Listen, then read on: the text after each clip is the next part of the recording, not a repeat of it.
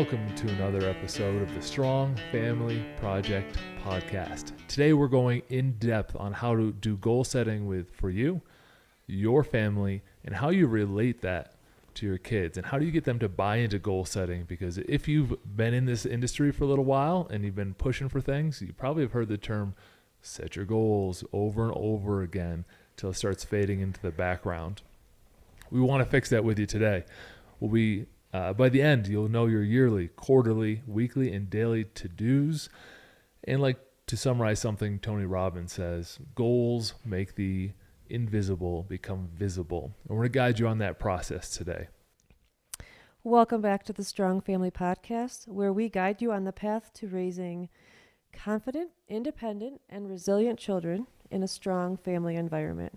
And we're going to start out today with an example from one of my kids, fifth graders, Henry's class, about goal setting. I don't see this very often, and I actually get to be in his classroom to help with math, and I noticed this the other day. Every morning, when they get into a circle and kind of discuss a little bit, they come up with a goal for the day for the class. And it's usually something that this class has been not doing so great on, like transitioning between subjects or staying on task. And they set the goal for the day. And then at the end of the day, before they leave to go home, they talk about it. So a few people will raise their hands and say how they think they did on that goal. And the teacher then puts marbles into a jar, which eventually, when it fills up, will give them a reward. And one of the rewards was she has a friend who has a pet snake, and the snake came in for a week to spend the week with the class. And this particular class has a whole bunch of reptiles that the kids take care of. But it was just a great, inspiring thing to watch happen in a classroom, and the kids are really engaged, and it's exciting to be able to do things like that in a family. I remember an age when getting to see a snake would have been a treat. Not my thing anymore, but the kids loved it. You love that, Hank? Yeah, I get to see the snake. I think the snake's name was Peaches. So they set their goals, they accomplish them, they get to see a snake. So that's really cool to hear, and it's really cool to hear when goal setting is done out in practice. Your kids might not get that. You have to set that up for them in the household, and we'll go over the system today. A couple housekeeping items to set you up for success. Number one, you should have already visited strongfamilyproject.com unless you're a new listener, because we have the cliff notes on how to do the whole Strong Family Path, which we're summarizing in the first 7 episodes here. We have the notes, our questions, the worksheets for you, all for free at strongfamilyproject.com. So I would recommend pausing this and going and download it so you have some reference items as you go through it. Also, we're doing this podcast to help out families. We're going to ask you for a little help as well. If you pick up something during the podcast that you find useful, pause it, go over to iTunes or Spotify, give us a 5-star review, and leave a comment. I don't think that's too much to ask when you get something valuable, and wait until you do hear it. I'm not asking for something up front. Make sure that we deliver for you. An author I enjoy named Michael Easter wrote the book Comfort Crisis, and he was posting something on Instagram about his new book coming out, and I said, Michael, I really appreciate Comfort Crisis. What I learned and what I still take away from listening to it on Audible is that boredom's a good thing. Like when you sit with yourself and you have to solve that problem, boredom, it can be very powerful for you and your kids. And I commented that because that was the one takeaway that I got from the whole book, and it was extremely valuable, and we apply it with our kids. And he had some witty banter about him needing to apologize to our kids for me making them bored from the info in his book. But what I got was a piece of value from him, and I used that to comment and reinforce that because I would like to hear more from him. We're asking the same thing for you. Once we're going through the podcast, it is your job, when you hear something good, pause, write it down, and let us know in a comment on your podcast platform so we know what's resonating with people and we know what content to put out. We have the first 7 episodes scripted, and we're going in a lot of different paths for you. And we have a big bonus for you today where I'll be revealing part of a project that I'll share with you later on, a book that I wrote for my family, a legacy project. But this is all going to be stacked up based on your interactions. So for goal setting, we're going to get right into it. Get a pen and paper ready because this is the system episode. Yearly, quarterly, weekly, and daily goals. You'll note that we don't really do monthly goals. There's not much difference between a monthly goal and a quarterly goal, other than a month happens real fast and you can't get as much done as you hoped, and sometimes you get set up for failure. So we want to set you up for success with these goals, and at the end, and what makes this very different is I'm going to give you 2 excuse busters on why you should be successful with this, and it's going to help you out a lot when we talk about it. Mel, kick us off on yearly. Okay, so for the yearly goal, we call it a yearly vision. So we sat down together at the table at the beginning of the year, although it doesn't matter what time of the year it is. You can start at any time, and I wouldn't hold off till January. And we took basically a 10-minute timer, and we sat down. We said, okay, we're going to draw on a piece of paper for 10 minutes what kind of vision we have for ourselves as individuals. Now, they can be family goals on your sheet, but it's things that you want for yourself to accomplish in the next year. And we drew it out. It can, of course, be written as a list or a story, but we just chose to do pictures, and we were able to include even our 5-year-old in that. And then we display them on the wall so that they're visible to us all the time. Every morning, it's in the kitchen. It's somewhere very conspicuous so we can see it.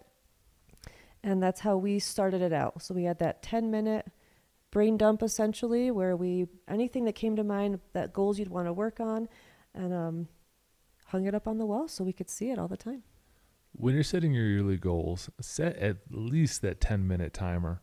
We use what's called a hot pen technique. You need to keep your pen moving quickly so you can go ahead and keep it moving. Otherwise, say, hey, write down the things you want, and they'll jot down a couple things and they'll stop. Those are the comfortable few minutes of goal setting.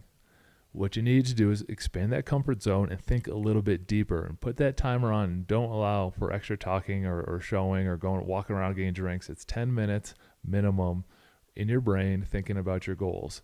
It doesn't sound like a lot of time, but it will pay off. Mel mentioned we do pictures. So with our age kids, pictures are valuable, and perhaps even for you they're valuable. I drew a picture this year, so did Mel. That's one way to do it. Say, draw a picture of what your ideal year will look like. Another way to do it, if you prefer writing, is to write a story. So you say, fast forward a year from today, write a story when you wake up that day. What does your life look like, and what are the things that you're going to accomplish during that day?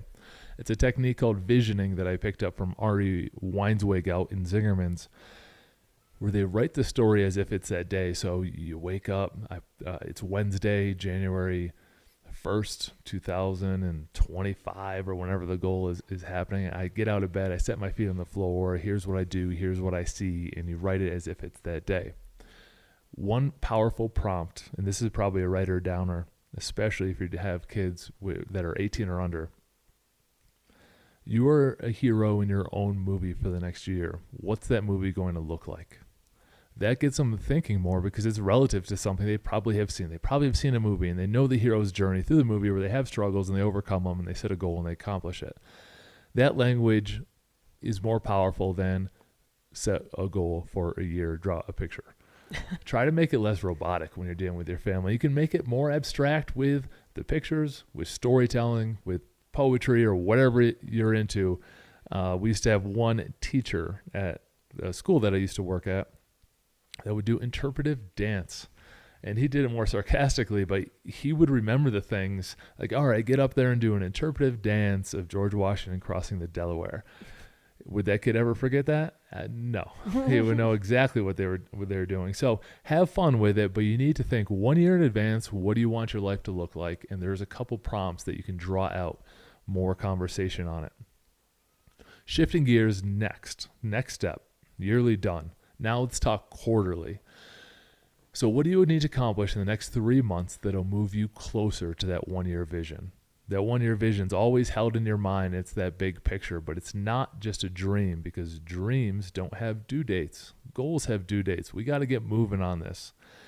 So we're going to do it quarterly. You're going to set, here's the steps I'm going to take in the 90 days that'll move me significantly closer to my goals. And you write it down in a very descriptive way.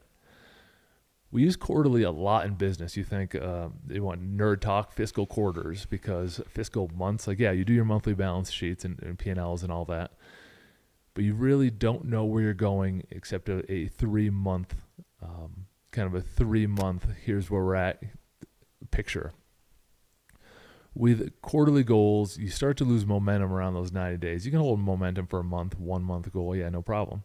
Quarterly is the stuff where the rubber really hits the road. So we have our yearly, then we break it down into quarterly. Mel, let's talk weekly. Okay, this is where it gets exciting, I think, where you actually get some action going. So we're going to have another podcast about another piece of our Strong Family Path called the family meeting. So every week, part of that is setting our commitment for the week. So we're going to take those goals that we set for the yearly vision, and we're going to choose one doable task for that week that you're going to do every single day to move you closer to that goal.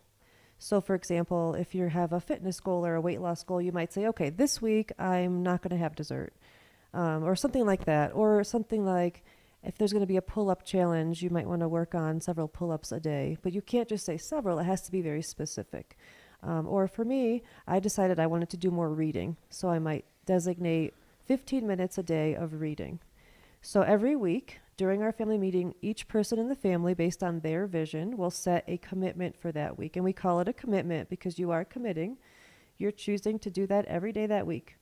And sometimes one of the things we run into with kids is we have to make sure that it's simple and practical and doable. So they obviously have school. They might have activities after school. So we want to make sure that whatever they choose, they actually will have the time to complete it. So for example, my son Logan wants to practice his bow. And in the winter time, first of all, it's very cold out. Secondly, it gets dark very early. So is that, you have to think about, will he actually be able to commit to that for that week? So just kind of working through some of those things that might come up as challenges. But to summarize, every week we come up with a commitment for that week that'll move us closer. And I think the exciting thing about doing it weekly is that we're going to get to change it all the time, so it stays exciting and interesting. That last part is extremely important. If you set a 1-year goal, let's say, I want to do 100 push-ups a day for every day all year. You get like 10 days in and you're sore and you think, I'm just going to quit because the year is so far away that I'm never going to get there. The power of the weekly goal is, all right, I'm going to drive this way. I'm going to take 7 steps forward. Then I'm going to look up to make sure I'm on the right path. And I have the power to change that path and redirect every week. So a week, I can do that for a week. I can push myself for a week. I can accomplish this. I can read this number of pages or whatever you're working on for a week. And then you can pop your head up and then decide if that was the right goal and then move forward. So they are doable commitments and you're setting up wins.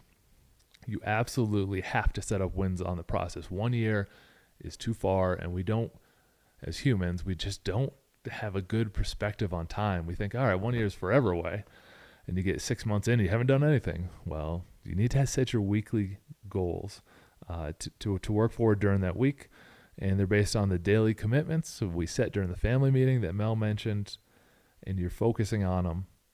And like Henry tells us, daily commitments are how often, Mel? Every day. Every single day. There's no messing around. You do your daily commitment every day. Now, if you don't want to do it, tough it out for 6 more days. We'll reconvene at the family meeting and we can set up a new daily commitment. It didn't fit your schedule, whatever. We can reconvene in a week, but until the end of the week, you're going to push through it and you're going to build some wins. You're going to build some resilience in the process as well.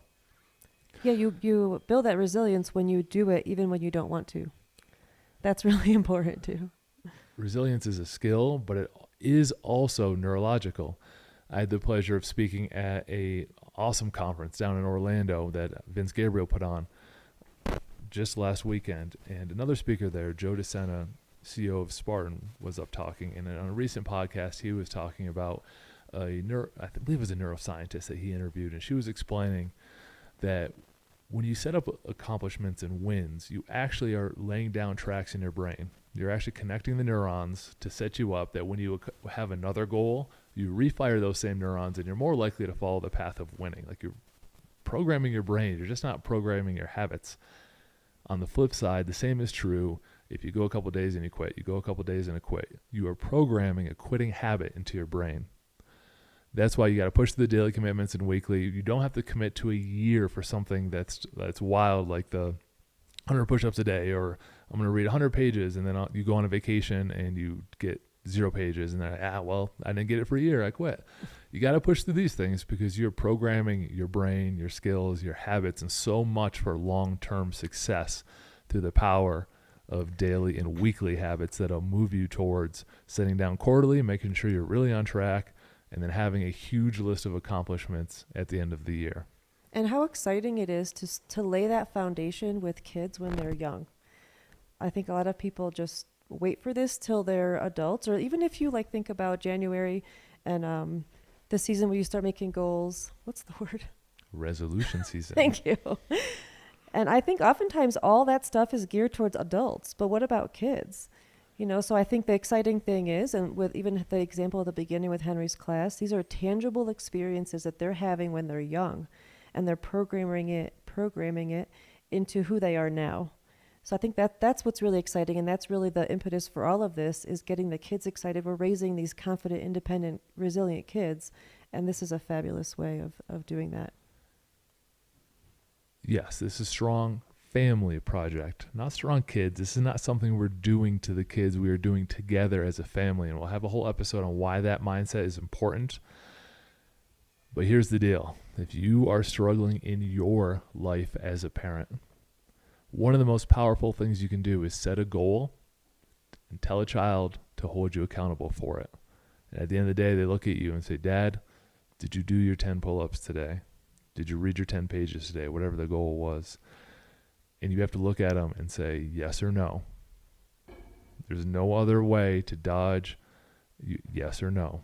That is extreme accountability. We can have our buddies text us and all that, but if you're not caring what your child are viewing you as a role model, that's extremely powerful. It'll get your butt in gear real fast. Well, that leads into the last piece of this goal setting podcast, really is about the daily check-in. So we set our weekly commitment, and now every single day, for us, we do it at dinner, but it could be a different time of the day. And we give one of our kids the responsibility for the week to ask everybody if they've done their commitment. And like Joe said, it has to be a yes or no. So if it's a yes, great, we celebrate that. If it's a no, this is your gentle, friendly reminder to make sure you get it in before bedtime. And it's another way to build up the kids to be leaders and take on some responsibility within the family. And they really love that. We found it really powerful, like you were saying, when we let the kids kind of call us out, because it's really important. But the daily check-in, so we do it every day. We do it at dinner time, and whichever kid, it's their responsibility for the week, they will ask us. And the funny thing is, sometimes if they forget, the other kid might say, hey, you didn't ask about the commitment. You didn't ask about the check-in. So there's a lot of accountability going on, which is, again, one of our family values, is to be personally accountable. So it all kind of comes together really, really nicely. I'm going to break it down with an example. So last year for my 40th birthday, I wanted to make it more memorable. I'm sick of all this, and Mel's going to call me grumpy on it. I'm just sick of all this, let's sit around and eat cake and crap on our birthdays and get less healthy and celebrate a year by having a day where we do things that we don't want to do for the rest of the year. This just blows my mind. But anyways, I'm going to get off my high horse on anti-cake birthdays. So at 40, I wanted to switch that narrative. I had always been a heavier kid, and I could not do any pull-ups. I always got 0 pull-ups on every presidential fitness test back in middle school and high school. Couldn't do any. I was heavier in college when I was playing college sports, over 300 pounds. And I decided to lose the weight, and I decided to rewrite the story that I was telling myself about fitness and health and all that. So I had read Can't Hurt Me by David Goggins, which is a powerful book. And I set a goal of doing 4,140 pull-ups on my 40th. Now, absolutely not competitive with him in any other arena. I'm under no delusion that I am David Goggins or anything like that. However, I set the goal because he had set the bar so high, and I wanted to be uncommon amongst uncommon people and go for that goal. And so it took a year. First, I had to drop some pounds, and then about 6 months out, I started doing 100 to 500 pull-ups every day for 6 months. Weight vests, different varieties, and all that kind of programming. But I had to break it down to, first, here's what I'm going to do. I'm going to drop some pounds. Second, here's what I'm going to do. I'm going to start doing these sets and reps. I'm going to do 1,000 rep tests 90 days out to see how close I am. That was my quarterly check-in. Did my daily habits, did my weekly habits. Then my 40th, I did the 4,140 pull-ups. It took about just shy of 14 hours. Started out doing basically 5 pull-ups every 30 seconds for hours and hours and hours. And my kids saw me do that because I'm going back to, hey, you have to see yourself through your children's eyes as well. And they started setting some pull-up goals. My son Logan started doing hangs. Henry, for his 11th birthday, decided to set a goal of doing 1,011 pull-ups. And he followed the system that I had been an example for. And when he turned 11, together went down and we did 1,011 pull-ups because he set out his goals. And now he has a memory of always being able to share that he accomplished that. We have pictures from the day, and his birthday is truly memorable on 11th. It's not like, hey, more cake. I'm not going to go backwards. I said I wasn't going to talk about that anymore, but I did. But instead, he has this memory of having accomplishments because they powered me through my goal by holding me accountable. I was not going to fail and have my children see me just fail and quit. I was at least going to give it my absolute all, and if I failed on the day, that's what it is what it is. But I wasn't going to let them down along the path, and then they reciprocated, and we keep elevating each other because we're in this together as a family. I'm so glad you brought up how it inspired the kids to then do more or to set their own goals. 'Cause I think that's really the exciting thing, the exciting piece here. Like you said earlier, it's not just about the kids helping them set goals, but we have to set them, follow through. They watch us do that, and then they kind of build confidence based on what we're doing, and then they themselves want to do it. We never said, hey, Henry, do you want to go set a goal for pull-ups? It was his idea based on watching what Joe was accomplishing.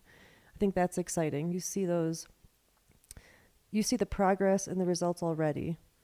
So that was exciting. I'm going to cut through the fluff and get right to the excuse busters that I promised back at the beginning of the episode, because I've heard parents that have come up and asked me, hey, how do I get my kids to set goals? How do I get them to accomplish X, Y, and Z? And the first question is, how do you set goals? How do you accomplish X, Y, and Z? It's not them, someone random over there that you're pointing to. How are you modeling it? How would your kid ever know how to set a goal? Yes, Mel told a story about some happening at school. They just want to trip and fall into a goal-setting system if it's not part of their day-to-day life. Henry's going to move out of that class. Is the next teacher going to do it? I don't know. Maybe, maybe not. Like, if you want to leave your life up to chance, go ahead. I'm not going to. I'm going to set the systems in my family that set them up for success, and this is a critical one. So the first is a little bit of reflection in the mirror, and I know I sound harsh. We're going to do a little, Mel said we're going to do good cop, bad cop. Then I'm always the bad cop. But I don't sound harsh. I'm not judging. I am just directing the mirror back at us first, because I wasn't already there. I shared. I couldn't do a pull-up. I was overweight. I've been on the path, and I had to fix it first for myself before I could even dream of teaching it to somebody else. Yeah, we have to be able to accept some tough truths. And like you said, shine the light on ourselves first. You know, what's that like? There's like a Bible verse about getting your own house in order. Get the plank out of your own eye before you you're tell all somebody. over the place. You're all over the place. Well, you have to first get yourself figured out and do it yourself and be a good example before you can tell someone else how to do it and what to do. Don't point out the splinter in someone else's eye when you have a plank in your own. There it is. Thank you. See, teamwork. I think that's really poignant here. Yeah, you can't expect something from them. I want my kids to eat vegetables. Are you eating vegetables? Well, no. Well, yes, I am. But when I do, I make a face. Well, what are they picking up from you? All right, I'm going to get off that high horse. I want to get to my second excuse buster. The truth is, most people want to talk about their goals and not be about their goals. They set goals and they post it online and they tell their buddies, here's where I'm going, here's what I'm going to do. And I'll give you an example from the fitness space, from a company that I own, where we had a woman who had a very clever saying, I'm going to lose 50 pounds by the time I'm 50 years old. And this is like 6 months out. She had potential to do it. You can lose 2 a week. She was showing up. She had the work ethic to do it, but she started saying that for 2 or 3 weeks, and I wasn't seeing any progress or effort, and other than making about half the sessions that said she was. She got so much good feeling and attention from setting the goal. She didn't take one step towards it. By the time 50 came around, I believe she had stopped working out by that point, and I believe weighed a little bit more. And I'm not being judgmental. I'm just using it as a lesson. That's why I'm not pointing out names or anything like that. I'm using it as a lesson that she felt so good. She got the dopamine release, the feel-good chemicals that are actually happening in your body. This isn't just mindset. This is actual chemicals and what happens to the human body. She was getting dopamine released, which is a feel-good chemical, from talking about it, but she didn't even get anywhere close to it. She already got the reward, so why is she going to do it anyways? No, different folks are different. I don't like to talk. I just want to set my goal and I want to do it. There was a goal of running a 100-mile race, and at the 50-mile mark, you were allowed to have, what do they call it, pacers? Something like that. Pacers. I don't know. I'm not a runner, had not trained 10 days before I signed up for this race. And Mel's like, who's going to be a pacer? I'm like, no one. I don't want to talk. I just want to put my head down and work towards the goals and see if I can get there by myself. Yes or no. I didn't even tell hardly anyone I was doing it because it wasn't for them. It was to see if I could match up and had maintained my fitness at a level that I could perform that task. So I just went for it. But not a big talker. Mel loves talkers. She likes to hang out at coffee houses. I do like talking. My kids always tease me that if their friends come over and there's a mom that comes with them, that I will chit-chat with the mom. She is the family communication director. Just like in a business, we have roles here, and Mel's in charge of getting all the other parents' phone numbers and doing all the communications. But it does remind me, yesterday, we went out to a coffee house. It had been weeks since I had gone really anywhere, so Mel's going to take me out in the town and see if I still have some social skills. But Mel, explain what happened. What was going on at that coffee house?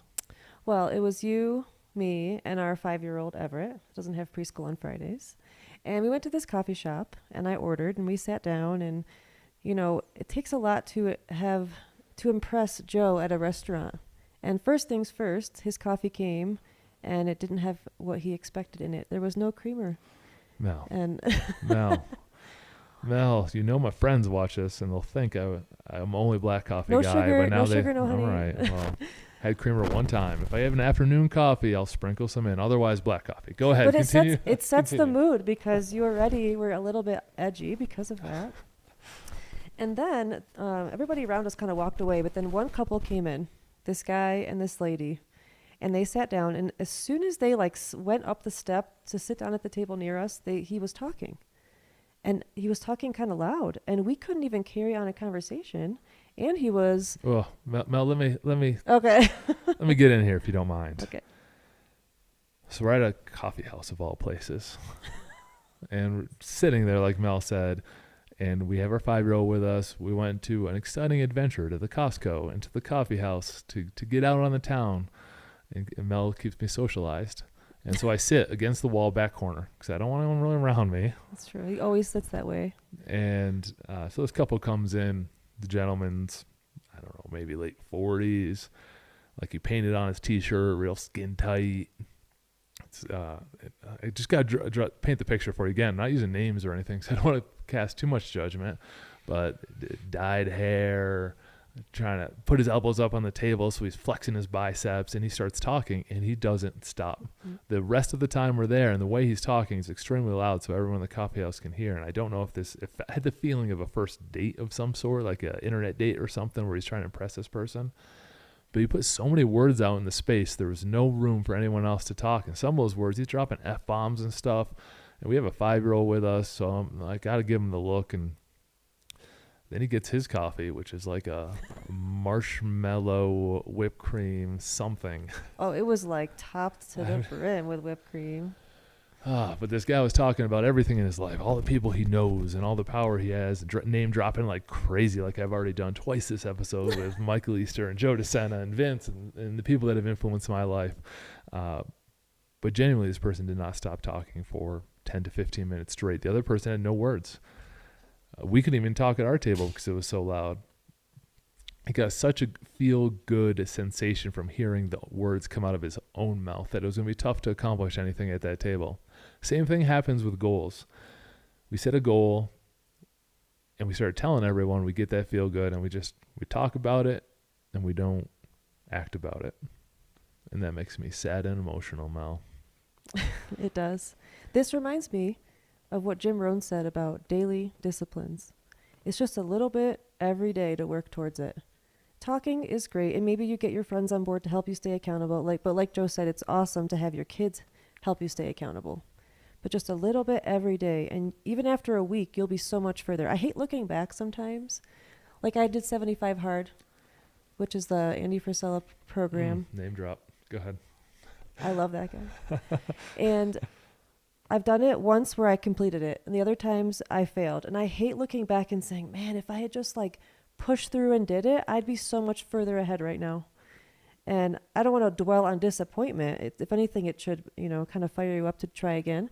But I don't want that feeling of I wish I had. So here it's this, we've come up with this plan where every day your family gets to keep each other accountable and to do a little bit every day to start working towards that goal, that vision. Yeah, put a pin in this one so we can finish up this episode for you. The reason why I talked about all the talking is because I want you to know that people out there who really accomplish goals know that happens, and that's okay. But don't go down that path. I'm kind of redirecting and steering you a little bit. Set them with your family. Let your family hold you accountable. You give yourself the flexibility to pivot each week. Get your daily commitments done. Check in quarterly. And then one year you'll be amazed at where you're at. Last thing I'm going to mention on it is that goal setting and goal accomplishment takes practice. If you think about the first time you went to ride a bicycle and it was all wobbly and you fall over for days and then you get it, that's similar. You wouldn't expect someone who's a non-athlete to be able to pick up a baseball and start throwing perfect strikes, or pick up a basketball and start hitting three-pointers no problem. We need to give ourselves some grace and understand that this is a process. So when you say, hey, I set these goals and it didn't work, yeah, it probably won't work the first time. You probably have to meet quarterly and say, you know what, that one-year vision for me isn't quite right. I'm going to make some tweaks to it. But you don't give up the purpose of goal settings. You don't give up on the plan. You just change your tactics a little bit, and you'll end up getting there. Mel, what are some last thoughts? Some last thoughts are, if you plan to fail. Oh my gosh, I did it wrong. If you fail to plan to fail. Oh my goodness. I'm not editing this episode, so I'm going to give you one more try. Okay. My point here is, oh my gosh, I really screwed that up. If you fail to plan to fail. So if you don't do any kind of planning, if you don't set any kind of goals, you can expect for things to not work out. You can expect for nothing to get achieved. But here, if you at least start the plan and work it every day, you will get somewhere further than you would have been. Yeah. Plan the work the plan. Look, I even planned it, and I still did it wrong. She wrote it down. But I got the point across. See, even though I failed a little bit, I still pushed there's going to be a point here that every episode we're going to get a little bit better. But we're putting up so much content this month that I'm just not going to go back and edit out one sentence or the 5 ums that I've said already. We're going to get to that. We'll tighten it up for you, but let us get out this path because we want to put it in your hands because it is powerful.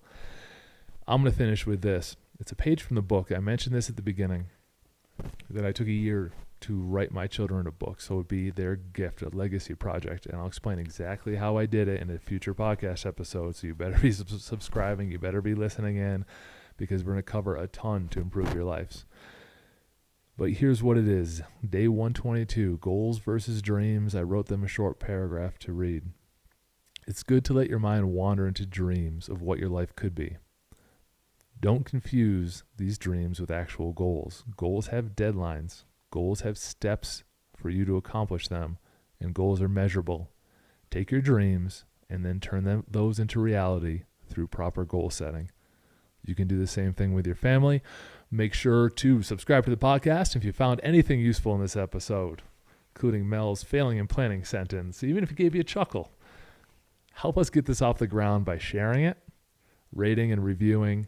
Visit us at strongfamilyproject.com, and you can get the free bonuses I mentioned earlier. Talk to you on the next episode. See you next time.